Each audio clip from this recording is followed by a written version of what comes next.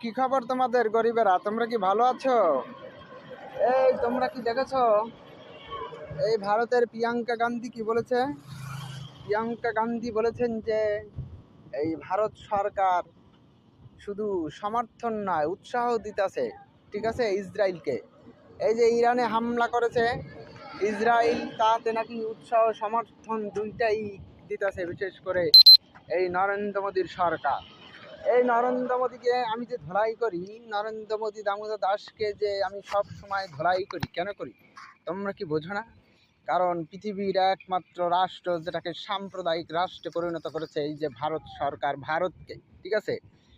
আর এই নরেন্দ্র মোদী হয়েছে গুজরাটের কসাই। সে তার অন্তরে হয়েছে কি, মানে সন্ত্রাসী লালন করে, সন্ত্রাস বপন করে, বুঝছেন? এজন্য সে চায় যে পৃথিবীতে সন্ত্রাসগিরি করতে। দেখেন না, এই সব দেশের সাথে তার সম্পর্ক নষ্ট, পৃথিবীর কোনো রাষ্ট্রের সাথে সম্পর্ক নাই।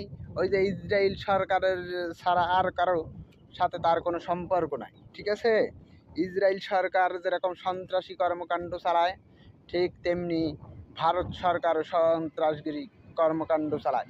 এজন্য আমরা আসুন ভারতকে বয়কট করি, বা ভারতকে যদি আমরা বয়কট করতে পারি তাহলে এই সন্ত্রাসগিরি তার বন্ধ হয়ে যাইবে, বুঝছেন?